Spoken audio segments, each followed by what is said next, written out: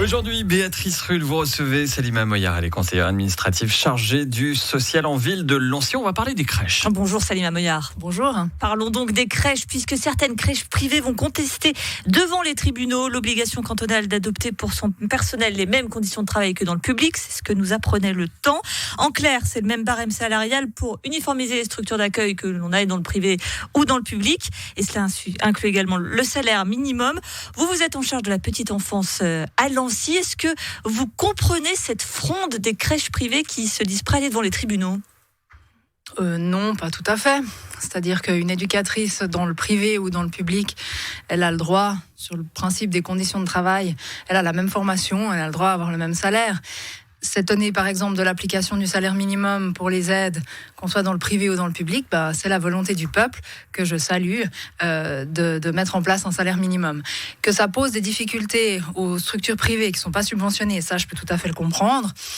Je pense qu'il doit y avoir une répercussion sur le prix des pensions qui est déjà effectivement le coût pour ces crèches qui ne sont pas subventionnées, elles disent plusieurs centaines de milliers de francs par an. C'est vrai que ça semble compliqué à absorber quand même. En plus, en si peu de temps, on leur change les règles du jeu en quelque sorte. C'est quelque chose, à part ça, les communes n'en sont pas responsables, c'est quelque chose qu'elles doivent voir avec le CIRT, avec l'Office cantonal de l'inspection des relations de travail, c'est lui qui est en charge de ces usages. C'est clair que de notre point de vue, la petite enfance, c'est une tâche communale essentiellement. Il y a effectivement quelques crèches privées qui doivent le faire sans subventionnement, mais elles sont vraiment pas à la portée de toutes les bourses au vu des pensions à payer pour les parents. Donc effectivement, on souhaiterait que ça ferme pas, parce que ça va rendre plus difficile la situation des parents, mais le vrai travail pour fournir l'essentiel des places, ça ne sera jamais les crèches privées, c'est aux communes de le faire, et à Lancy, nous l'assumons pleinement. On va y venir dans un petit instant. Juste pour revenir sur ces crèches privées, elles expliquent donc effectivement que si elles doivent payer plus leurs collaborateurs, qui sont souvent des femmes, on va le mettre féminin pour une fois, forcément elles vont le répercuter sur les parents qui paient effectivement déjà très cher, et que même ça ferait une telle augmentation qu'elles ne peuvent pas, et qu'in fine en fait elles devraient se séparer des collaboratrices les plus âgées. On a l'impression presque que le remède n'est pas tant que ça, et que c'est plus un problème cette décision là. C'est une manière de le voir. Aujourd'hui, elles ont un business plan qui tient compte de conditions de travail pour le personnel de la petite enfance, qui est notoirement plus bas dans ces structures plutôt que dans les structures publiques. Je veux dire, un médecin, il gagne pas notoirement moins quand il est dans une clinique privée, c'est même en général le contraire. Donc, bien sûr, je comprends la difficulté qu'elles peuvent avoir. Je pense qu'elles vont trouver une solution. Mais disons, l'application des normes dictées par le CIRT, c'est pas facultatif, et puis c'est pas la variable d'ajustement pour leur plan financier. Si la solution n'était pas de mettre tout en public, c'est un peu ce que vous avez décidé à lancer avec cette municipalisation des crèches. C'est ça la solution, des crèches pour tous à un prix abordable. Faites-nous rêver. Absolument, mais vous avez tout dit. Oui, effectivement. Soyons réalistes, ne demandons pas l'impossible.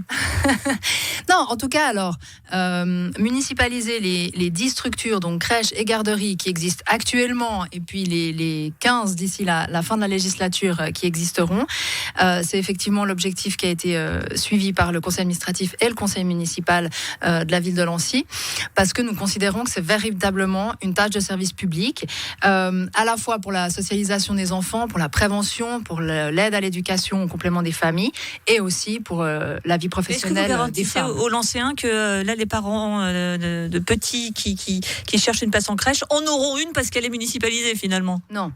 Parce que c'est quand même ça, in fine, ce qu'elles souhaitent. Absolument. C'est pour ça qu'il faut travailler sur les deux fronts. On est aujourd'hui en train de construire 2 crèches, une nouvelle garderie. Aujourd'hui, tout ça ouvre en 2022 et 2023. On a 3 autres projets de crèches. Ça, c'est ce qui intéresse vraiment en premier lieu les parents. Maintenant, ce qui intéresse la commune, c'est qu'aujourd'hui, nous subventionnons à hauteur de 80%. 80%, il n'y a que 20% à charge des parents, et c'est proportionnel à leurs revenus. Nous subventionnons à 80%, et on a rien à dire sur la gestion, l'utilisation, les RH, la comptabilité, etc. Ce qui est quand même un petit peu un problème, parce que vous avez 10 structures qui travaillent en silo, alors qu'en fait, elles doivent vraiment travailler en réseau. Donc l'idée, c'est de pouvoir harmoniser, d'avoir une égalité de traitement pour les parents, ce qui n'est pas toujours le cas aujourd'hui. Avoir une vision d'ensemble et donc une meilleure efficience. Ce qui va nous permettre de mieux gérer avec les sous qu'on a actuellement. Et puis, du coup, comme on gère mieux, on va pouvoir augmenter le nombre de places. Donc, c'est complémentaire à l'ouverture de différentes places. Et comme je vous le dis, on a de très nombreux projets en cours. L'argent, justement, parce que quand on dit on municipalise le personnel des crèches, dit comme ça, on ne se représente pas trop ce que c'est, mais c'est tout de même 274 personnes supplémentaires à terme, 1,3 million de francs. Alors, je ne vais peut-être pas me dire ça, mais toutes les villes n'ont pas la chance d'être aussi opulentes comme Lancy, de pouvoir se le payer. C'est quand même énorme comme coût financier pour la commune. Oui, alors faut le mettre en regard des coûts aujourd'hui. Chaque année, c'est 18 millions. Puis en fait, ça fait qu'augmenter vu qu'on ouvre des structures. Mais aujourd'hui, c'est 18 millions. Le montant des subventions qui sont payées par la ville de Lancy à peu près les yeux fermés. Donc, en termes de gestion des deniers publics, je pense qu'on peut faire un peu mieux en termes de gestion et d'efficience. Maintenant, ce qu'il faut dire aussi, c'est qu'on aura une meilleure lisibilité, on aura une meilleure cohérence. On a mis en place, par exemple, au 1er janvier, le bureau d'accueil de la petite enfance, qui fait que pour les parents, ça c'est une vraie plus-value. Et j'ai beaucoup de félicitations, de remerciements des parents. On s'inscrit plus qu'à un seul endroit, sur un seul formulaire, qu'on renouvelle une seule fois. Avant, les parents qui voulaient faire ça, ils faisaient ça sur 8 listes d'attente différentes. Sur une commune de 40 000 habitants bientôt, c'est pas très raisonnable. Donc juste d'un mot, pas de hausse d'impôts pour financer ces crèches municipales ? Non. Merci Salima Moyard, conseil administratif chargé du social en ville de Lancy. Vous avez obtenu la moyenne. Félicitations du conseil des parents. Ça plaira à l'ancienne professeure que vous étiez. Merci d'avoir été sur Radio Lac. Merci à vous.